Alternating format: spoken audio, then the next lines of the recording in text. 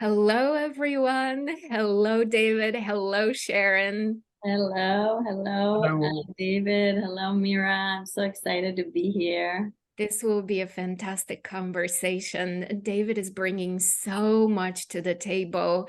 David Wells is somebody who I truly admire. How do you juggle so many balls at the same time? You have your hands in astrology and psychic gifts and Kabbalah, in the teachings of the Tree of Life, in past lives. So I have to start with the question of how did it all begin for you? Mm. Well, Mary, it's one of those things that it finds you. I was young and foolish, and I was in the Royal Navy and having a good time in my 20s, and um, I had a meet. It was really funny. It's a great fate lesson. This one, I had a dinner with some friends, and there was a wonderful woman there who was talking about these sorts of things, and I kind of just I was fascinated and always have been fascinated by this work. And then I sort of skipped off and went out partying or something. And then 2 years later, I had an awakening. And some are easy, some are rough. Mine was kind of, I think, in the middle.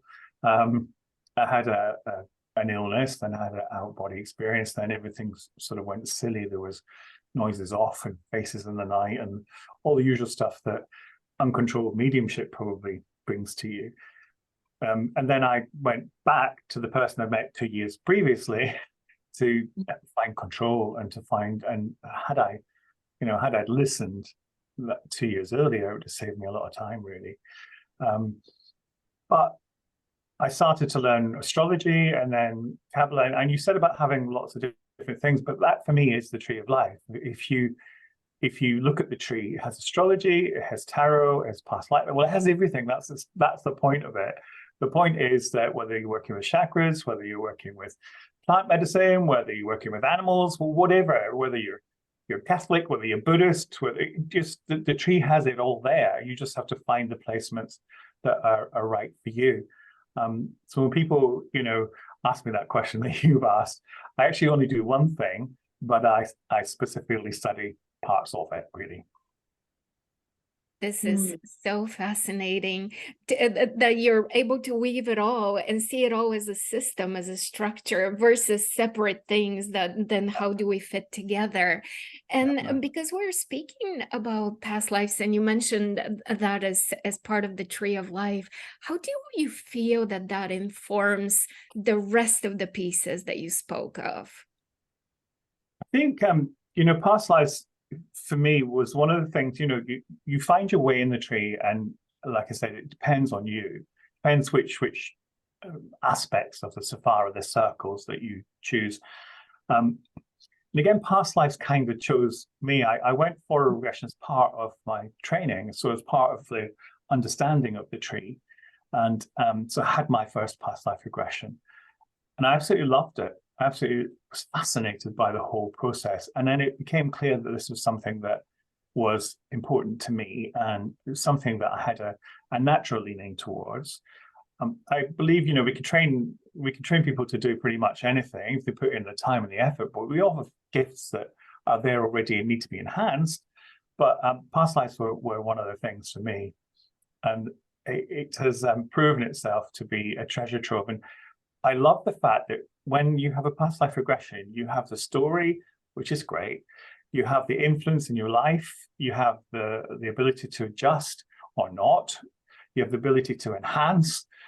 But you also, that bit, the bit with the way I do it, people will always go to the end because you need to get to the end of the book, right? You need to know what happened. Then that bit where they move into the light and they start to talk to people who may have not been so pleasant in the past life or been great in the past life. Then they get to talk to guides and angelics that may or may not appear, and sometimes relations. That to me adds all this extra magic to past life work. The simple fact that it's that bit in between as well. It's that bit after the regression itself. And then certainly with my very first past life regression, I was blown away. I went home and I think I slept for about 12 hours. I was really shattered. And I had to do this thing, go to a library, because we didn't have Google and we didn't have, in those days, dark ages. And so I went to the library to research some of the things that I'd seen in the past life. And I was astounded at the information I found that had married up with what I've seen. Of course, that's more or less instant now. I get the emails that night. People will say, I researched this, and oh my God, that's what they wore. This is, but back in the day, it was a trip to the library. Huh. That's fascinating. For me, when I work with people, I don't have that gift to bring them through a past life. I see their past lives. But the point that I wanted to bring is that always, there is the same kind of problems in this life that I see, because that's why the guides are showing it to me, so that they could solve it here. So do you want to talk more, because you probably have a lot of experience with that? How does it bring them to solve their problems now when they see their past life? Obviously, I know from Mira, there's a lot of fears that they could get rid of. Do you want to? Yeah, sure. I mean, yeah, fears and phobias, definitely. And it is an ongoing process. It's not a drowned in a past life, don't like to go swimming, where's my swimming costume? It's not quite that fast. We wish. But it certainly helps on the journey, and it helps them understand where that fear may have come from. I think for me, there's an awful lot of it's interpersonal relationships where it shines. And you are right, we see the same things repeated. Whether you're feeding chickens in Tuscany or governing a whole world, it's about your boyfriend, your girlfriend, your wife, your parents, it's those interpersonal relationships. And because, of course, we travel in soul groups, they're echoed. So you see, people will often say, oh, that's so my mother now, but she was my sister then, but she's still behaving the same way. And It really helps, because if you recognize that you've done this for linearly 1,000 years, you think, oh, it's time to get over it. It's time to move on, and it helps you. Or you can equally go, okay, I see you. I see what you're doing. I understand where it's coming from. I know that this is a shadow, an echo from a past life, and I'm going to change it. I'm going to change the way I respond, because this needs to be gone. It needs to be done. Right. I love that. That's where I go to, in that one. That's great. And how are you able to guide people so they reach that lesson, right? They reach that understanding. How do you guide people from there on? What do they do next? What happens next? Is it an automatic learning that people experience, or what is your personal mentorship? Yeah. I think I always say to people, come back and see me when you feel ready. And then I have my email open for a week or two so that they can, ask me questions. But actually, it's really odd, because not many people do. Most people, they come back for their second regression or a third one. But it seems almost like if you're in a place where you're seeking past life knowledge, your soul is in a place that understands how to work with it. It's not, if you're not, and if past lives don't interest you, or you've gone along because your mate went and you just thought it'd be for a laugh, often that's the ones who get the biggest shocks. But then it's not gonna, do you see what I mean? So it's almost like your soul knows that you need to know this, and it guides you towards that place, whoever you go to for your past life work. And then it knows how to process the work afterwards. But it is a case of just being there if people need to talk about it. And certainly there's an after regression conversation which goes on as long as it needs to go on. And we can talk about how they felt about certain things, from tiny details like, well, that's why I love cheese, right through to, okay, this makes a lot of sense. I know I'm in the wrong place, in the wrong time, really, and I have to make some changes. So it varies in different relationships. But for me, it is that guidance, and I can use astrology, and I can use oracle or tarot cards as well. Yeah. So how did you want to ask something about that? Please go ahead. I wanted to ask, how do you work when someone comes to you? Do they come usually for a past life? What is your protocol? It really depends on the client. Some people will come for it's almost like a reading is, it's not a term to work with me, a consultation, because it's less about, should I take this job or is he coming back? It's less about that and much more about connecting them with their guides, angelics, if it's that kind of reading. And usually I meditate, then I will connect, and then we'll talk, and I'll use the chart as a way in. It's it is their guide, it's their guidebook, if you like. So I use the chart as a way in, and then out. Sometimes it's very guide orientated, and they're basically just channeling and turning it out and turning it out. And sometimes I will use the cards because it feels that's more appropriate. If it's past life work, much prefer a one-on-one with the client, because that's the best way. But they're more difficult than ever, I think, at the moment. I do an Akashic record review, and that's something that's really interesting, because it's not, I would usually take a client to Akashic Records if I was doing, meditation in a group or something like that. It's not where I go when I use one-on-one. I have a different method for that one. But I found with Akasha and Akashic Records that it's been a progression through my life that it takes a long time to become an Akashic librarian. It's a deep honor. It's a huge honor. And it's almost, I get a bit emotional when I think about it, because it is such a feeling when you can go there and to help someone or look at their book, which isn't something that's just gifted. It's not like, oh, we're in Akashic Records, let's all pile out a few books and have a rake through. First of all, you get permission from the client, and they give that automatically by asking you to do it. And then you go there. Usually I go there before the meeting, and then I get some information, and then during the meeting, that's kind of where I am in my mind as I'm talking to them. Mm-hmm. It's a difficult one, because people think, well, can you look at anybody's book, just pop in and see what Tom Cruise was at in a former life, or no, I can't. No. So yeah. So really, Sharon, in a modern world, when we're doing these things over Zoom, and I have done meditative ones and the full past life regression over Zoom, and it does work. It will work. There's no distance. But I really like to be there with. I love to be there with a client. That's my preferred system. Very cool. Wow. I want to go back to an earlier point in the conversation where, David, you spoke of the impact of that first past life regression had on you, and how it really shook you. And so I would love if you feel comfortable telling us some of that story, because what I'm curious to learn is, how did that lesson get to be applied to who you are today and then lead clients? Because that's what I'm learning, that everything I experience through my own personal experiences, then I get to contribute to others, right? Yeah, 100%. And it's the same with the clients that come to you. You'll find, particularly, when you do the astrology and guide readings, there's shared experiences there, which is why they're coming to you. But yeah, my first past life experience was bonkers, because, some of them are. The more bonkers, the better. So very ordinary place. You're in this ordinary place.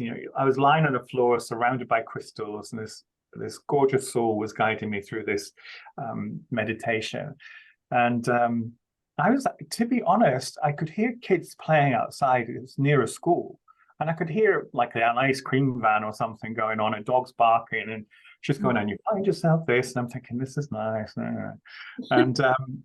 And then she just said, and what are you wearing on your feet? Because that's where I start, always with the feet. And everything went woof. And I just, every part of my being was there. And some people see differently. And I was standing in front of an army that was approaching me. Not just me, there was other people there. And I had very little on. I had like a short toga thing and a sword. And a sandal, and I love a sword and sandal film, which explains it. So I thought, okay, this is new. this is different. And then essentially I was in ancient Greece, and I was in this battle, and it was the Trojan War. It was a Trojan War, and I was thinking, was the Trojan War myth? Did it? My conscious mind was coming in, and she very quickly checked me and said, because she works the same way I work, which is I travel with my clients, so I see what they see in my head, so I travel with them, and I know if they're going, if they're noisy, So she brought me back. The long story short is, I had been a bit of a naughty boy when it came to relationships. I had then gone back to my mistress's tent, and I had been gutsy. I had drunk the wine that was meant for her, but the wine was poisoned. I died instead of her, because I had been, gutsy, which has carried on. And then it was afterwards in the light, you get to see who's who. You get to see, these people who were helping me had actually helped me in the life I have now, very much so. And people who I'd been attracted to, I had been attracted to in this lifetime too. And the woman in question was still in my life. In fact, I had only just broken up with that individual. Wow. That's what helped me. We're Wow. done now. Okay, we're done now. And I had helped them in this life. They had helped me as well, very much so in this life. And that has been, you'll notice with clients that when they do several past lives, and as therapists, we do our own and we have a sequence of them, that those dynamics and relationships, that's a theme. So a theme for me is people coming back into my life now that I have helped, or they have helped me in former lives, and there's a reciprocal arrangement. Some have been lovers, some have been friends, but then they move away. They absolutely move away, and I'm okay with that, because we're done. We've done that piece, and we finished that cycle, really. Right. And also the dynamics, I think, from that first past life regression, the main thing was the bit afterwards in the library, the absolute truth of it. When I left that house, I had there's not a shadow in me that did not believe it. I believed every moment, because I felt every part of it. And I think that was the biggest gift from that one. Wow, that's a big one. Yeah, the first one, I think, is always, and people, because I went thinking ancient Egypt, because albeit still to this day, the amount of past life regressions I've had for myself, still not been to Egypt. I know I've had them, but they're not showing me them. Even when I ask, I don't get them. So goodness knows what went on there. So I remember my past lives, maybe not all of them, but a lot of them. But I went for a past life regression for in between lives, and that was just amazing. It was 6 hours, and it felt like half hour. I don't know. It was like no time, no space. You know how it is. Yeah. And 6 hours. Wow. 6 hours. Wow. You must have been exhausted. I was very I was exhausted on one hand, but on the other hand, I was so energized by, I was meeting all these other beings, and it was like amazing. Yeah, like you said, it's never like the first time, right? I went back to it in between. It was nothing close to that.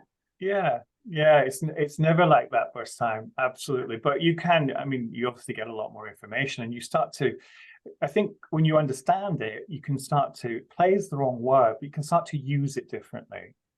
I do a timeline drop where, so if someone's made a choice and a decision and they feel it's really impacting in this life, I get them, once they've gone into the light, to view the life as a line, and there's always a flag. There's like a red, literally they see a red pin or a red flag. They drop in there, and then they choose left instead of right, and then they experience the life that would have happened had they made that choice. And then they get to accept one or the other. So you get one or the other. Then you add some healing to that, and you throw it back, and that has a huge impact as you move forward. Wow, I love that. So we're going to ask you at the end, but do you do this via Zoom too, or does it need to be in person? It's something I'm considering doing again via Zoom, but I do the Akashic one. You know, I don't know what it is, Sharon. I sometimes, I think it's because I know that energetically we can be, you know, when someone's on a Zoom, I've done things and, you know, readings and things on Zoom, and energetically there is no distance. It's nothing. Exactly. But I don't know, there's something about being with the client that I just love more than anything, you know. So I don't know. I'm a bit reluctant, but I would love to. Maybe maybe you could have one and we could play with that and see how it Yes, goes. I would love that. I would love to have a Zoom session one. with you. Yeah, that would be really cool. If not, I'll fly to, is it Scotland? Where are you? Scotland, yeah, fly Southwest Scotland. I think I could fly to you, quite frankly, but you know. Yeah. I That's awesome. Yeah, David, I have to wonder how are the experiences of other lifetimes informed I'm thinking of a few different questions, so let me separate it here. First of all, I have to tell you, I invited somebody else to this summit for us to interview this person, and they said, but you understand, I read the Akashic records, and I said to myself, wait, how is to her this world so different that she needed to specify I don't belong here, right? Like that's what she was basically saying to me. Are you sure you want me? And I wanted to hear your thoughts of the interrelatedness between reading the Akashic records and having the personal experience of a past life regression, right? I know they're different, but I wanted to hear your thoughts because you do this, the two things together. And I'm still amazed by this person saying, do you really want me, right? Yeah, I think that's interesting. Yeah, I mean, they're very different energies. I think that's what it is. And I know there are people who will sit down and basically talk to a client and tell them their past lives. And I know people do that really very well. However, for me, the difference is that when you have a one-on-one with a client, they really get into it. They really feel everything. They feel in different ways. I mean, I don't want to oversell it because some people get the Hollywood version because they're naturally seers, hearers. You know, they get the full works. And some people struggle a bit. And I have had clients who go, you know, and they actually do this with their eyes, and they go, okay, and I really have to try very hard to help them energetically. And they go, I'm getting blue. And literally that's where they begin. They begin with just blue. And you have to help them and extend it to that. Whereas the Akashic records, when you go in and you're the one doing the work and reading them, it is like a reading. It's that this is what I'm seeing, this is what I'm feeling, and the Akashic guides are telling you, and hopefully your client's reciprocating, going, yeah, that resonates with me. I can see where that might be the case, or I've always loved that country, or whatever that is. But for me, the one-on-one thing is unbeatable because they just, and afterwards there's this, they do this, they go, like, what happened? What has just happened? And I always give them a drink of water and some chocolate. I always have some chocolate. Got to get. You can't do that over Zoom. You have to tell them to have their own chocolate. It's true. Yeah, but so then they come back and they and to me it's almost like you help them become the medium that you are, or the seer or the traveler that you are, through your energy in some way, shape, or form. That's the magic that happens on a one-on-one. Right. I guess But there are different ways. I mean, you know, clinical hypnotherapists get great results. You know, it's horses for courses. Right. I want to ask you, how do you see patterns in your past life regression work that have emerged? Is there something? Yeah, I would love to hear your thoughts on that. Yeah, it's gone. You know, when I first started past life work, there was an awful lot of feeding chickens in Tuscany and Victorian ladies and lacing up boots and go blimey governor. You know, there was a lot of that going on. Very traditional, you might say, but recently it has gone into a completely different area where it's much more multidimensional, galactic, most definitely. There's a huge, it's almost like they're trying to communicate, upstairs are trying to communicate to people that there is this vast network. I've done, I mean, just a few. I've done, and this one really blew my mind because I'm open to change and I'm open to, you know, I'm not dogmatic in my beliefs. This one blew my mind because this client came to me and they had a past life regression and they wouldn't come back to Earth in the regressions. I take them, Earth spins backwards, they come back. They wouldn't come back. And they wouldn't go to Earth. And it's like, well, you know, just my guys are going to go with it. So we went up. We went up instead of down. And I thought, well, she's maybe going to between, maybe. And anyway, it became really clear that she was angelic. Now, I would never have said that angelic beings can incarnate. I would never, because they're different creatures. They're different. I thought they were different creatures. But it turns out that, and this is the fascinating thing about it, afterwards, she confirmed, she said, everyone used to call me, they used to say little angel, angel. People had it all her life. But the job she had, and I don't really want to tell you what she did for a living, but the job that she had, she saw the best of humanity and the worst, the real worst of humanity. So she was being informed in that kind of hybrid being that she was. So with that, I've had a time traveler who just leapt from one historic thing to another, which was extraordinary. I've had a watcher who just watched and observed and then disappeared out of people's lives, just disappeared and went somewhere else. And I was like, how is what? And was still the same being. So it was in different times, different places, different scenarios, but the person was still the same being. Not changing, not, you know. Another crazy ones are obviously the crazy good, the interdimensional, you might call them alien ones, because they say the same thing. These people aren't phoning each other up going, oh, you're going to see David, are you? Tell him this or thing, because they don't know each other. They're from different parts of the world, different parts of the country. They describe the same ship. They describe the same way of moving through the world. They describe people, they don't know each other, but they're describing the same things. That for me is probably one of the best things from doing a broad range of regressions. It's whether it's historical lives or whether it's mythological lives. We say mythological like Atlantis, etc., or whether it's these extra-dimensional lives. Lots of different clients from different places consolidating into one message. That's, to me, is extraordinary. What effect does this development have on you? Does it make you fall in love with regression and the process and the work even more? Is it informing you about the nature of reality? What effect does it have on you? That's a great question. No one's ever asked me that before. Usually exhaustion. That's number one.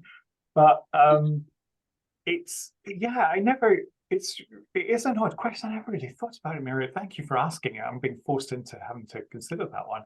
I think as things have gone on, I've got to the point where literally nothing would surprise me anymore. If someone popped up in a past life regression and they spent the whole thing being a dog, I would just go with it. You know, I would just go with it. Not happened so far, so, you know, there's a challenge. But I would just go with it. And, you know, it's, I think it makes me realize that outside of us, this world, we get so caught up in it. We get caught up in social media. We got he said, she said. We got caught up in, oh, they've not done this, they've not done. None of that actually. The bitty stuff doesn't matter. It's how your heart sings, how you feel, the way you're responding to another human being, the kindness you can show in adversity, and I work, have another job because I don't do enough.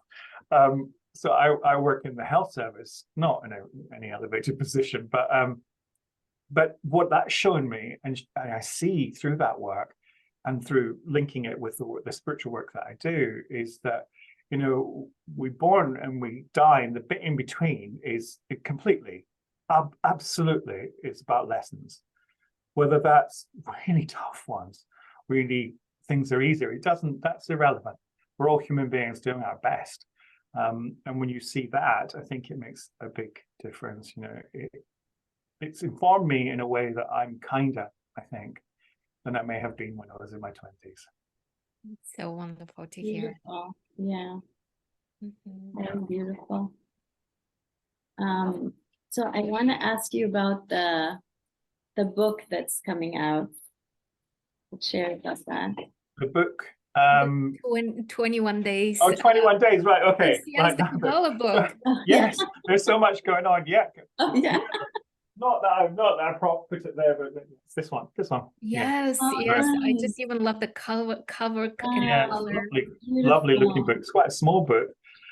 Kabbalah in 21 days. Who knew? It's actually so thank you for asking, but the book is, so it was an ebook, and then Hay House have decided, I think very wisely, to produce all the 21-day books.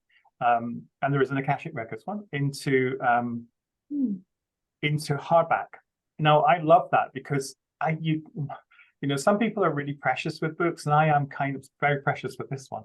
But, but I do like to make marks. I do like to, write on my books, because when I'm flicking through, I can see it. I can see it. Right. And I like to be able to go, okay, that's chapter 6, and not go click, click, click, click, click, click, click. Right. So it takes 21 days. Let's be honest, they're not consecutive with this one. If you did, you'd blow your mind. It's 21 separate things you can do that will help you understand the structures of the tree of life, essentially. Wow. The beauty of Kabbalah is it can, for me, it can be this 21 days, or it can be, and it is for people like myself and others, an entire lifetime, and you're still going, wow, I never thought about that. So it's one of those things, it will expand and contract as you need. I would love for you to share a lesson with us, or a piece of wisdom from the Tree of Life or the Kabbalah. I know I'm asking you to give us such a bird's eye view of something so small, right? To narrow from the big vision to something so small. But I feel like I would love to give people a taste of something that they can take away with them, and just hold on to their hearts, close to their hearts. Okay.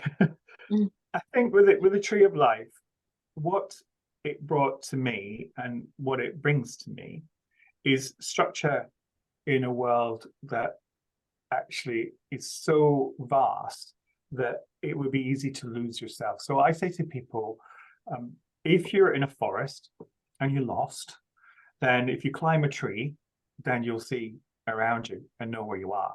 Right. So that's what the tree offers you. And we are all creatures of symbolism. We might like to think we're not, but we absolutely are, from modern day emojis to the symbolism of the tree of life. And what it offers you, I think, as a lesson, is that there is a system. You may not think there is, because chaos seems to reign, but if you just take a deep breath, there is a way out, there's a way in, there's a way left, there's a way right. And it also strengthens you, I think, if you can feel the tree. And what I'm hoping for is that people embody the tree physically on their body, so they understand where things are wrong by physical sensations. We know, for example, our ears are the upper levels of the trees, our shoulders are the middle, our legs are, we know where it fits on us physically. I think the biggest piece of wisdom from the Tree of Life is that, and this is again, you're pushing me. This is something I don't really talk about very much, and because it makes me emotional, is that at the heart of all of this, there is a God, an energy, a higher being, a purposeful sphere, if you like. Ein Sof, you know, it's the nothing, the nothingness that we all come from, that we're all part of. And when you understand that, and some say that the Q, as I affectionately call it, because it's not the case, Q, was given to humanity by you pick an angel. It can be everyone, you know, Gabriel, Michael, whichever one, your favorite angel. That resonates with me. That side of it more so than then it was changed and altered, and it moved up through Alexandria, through, you know, through Mesopotamia, through Egypt, through Atlantis, if you want to go. Do you see what I'm saying? Just a very core moment when that was handed to humanity. It wasn't handed with all the stuff that we have on it now. That to me is where we need to get back to. We need to get back to that core moment of that divine being in us, that's the divine being in the universe, really. Yeah, I can sense the feeling of awe, and that sense of just the love of the divine as you're speaking about all of this. And I will be amiss if I don't ask you about your oracle deck. I love tarot. I love oracle decks. So I'm really thrilled about you putting that wisdom of the tree of life into an oracle. Yeah, they are. Look, an actual copy. Oh, it's beautiful. They only arrived last week. So thrilled that the artist is she's called Roberta Otwood, and she hand painted every single image in watercolor, so there's no digitally produced. But she's a shamanic artist, so she brought her own magic to it as well. I mean, the process is, I come up with the concept, I come up with the cards. I would like to see a this and a that and a this and a that, and she just, I mean, no more questions. She just took it and returned the cards, and I thought, yes, that is it. So she had this extraordinary, but if you like tarot, you'll recognize, so they're based on the path. So the structure of the tree of life is planets, 10 planets called Sephiroth, and then the linkways, pathways are the major arcana. I've used that as a reference rather than just the path working, because that can be confusing. So if things like this is the Hermit card. Yeah, wow, that's beautiful. My favorites are, he says, it won't be here, of course. There's also structural ones, so help people understand the actual structure of the tree. Like this. Yeah. The tree of life. One for you. I'm going to take a card for both of you now. Yes, please. Yes. So let's see for you, Mira, first. What have we got? Oh, I love it when I do this and it goes horribly wrong. No, it doesn't go wrong. So the 24th path, which is this one. The path of death. I love it. Death. I love So, it. I don't see it as the wrong card. Yes. Yeah. Yeah. So we're talking, as you know, with this card, we're talking transformation. Yes. We're talking moving Scorpio. It's a very Scorpionic card. We're talking about past lives. Yes, I mean, he's the boy. Yes, that's why he's I thought the boy. it was. Yes. Yeah. So that's apt, really. He takes you there, doesn't he? He's the travel agent for that one. Yeah. For you, Sharon. Oh, the Empress. Very appropriate. Oh, the Empress. Abundance and joy. Yeah. So nice. Oh, it's so beautiful. Where can we order it?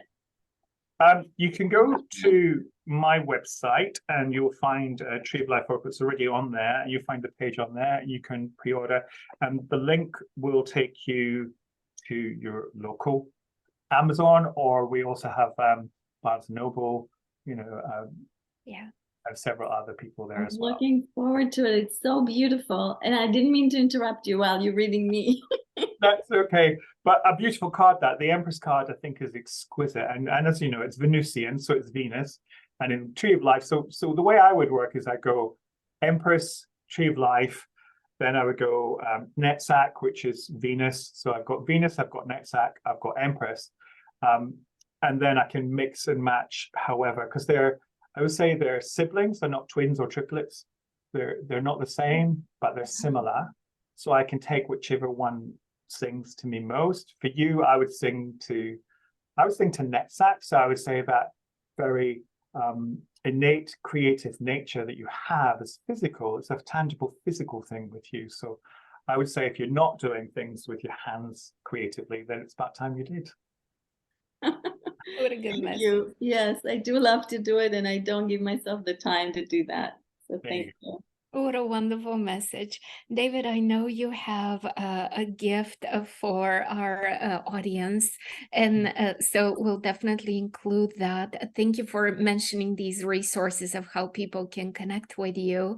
And so if there's anything in conclusion you would love to say to our audience, and they will already get your Akashic meditations, right? The meditation to access their Akashic records. Yeah. I'm also going to include, as an extra special bonus, a shorter meditation, because I know that the idea, Mira, of going into the Akashic records is big, and some of us are ready, some of us are not. Yeah. So I'm going to include a little one that takes you into one of the temples of the Tree of Life, very safe place to go, our natural born earth temple. And you see a mirror there, and the mirror just reflects you back. And that's all it does. It doesn't talk to you. It doesn't do any more than that. It just gives you a vision, and that can prompt a conversation. Oh, I'm excited to do those. Yes. Thank you for being with us. Thank you for your generous sharing. Thank you for your lovely stories and energy. Thank you for being with us. But you know what? Thank you. Thank you, both of you. Thank you so much for inviting me. I'm delighted. Yes. Me too. And I'm looking forward to connecting with you for myself. Yes. For that trial, but I'm happy to do it for both of you. I mean, let's see if it works. Yeah, it will. Yes. Have a wonderful day. Thank you for being with us. Thank you so much. David. Very nice to meet you.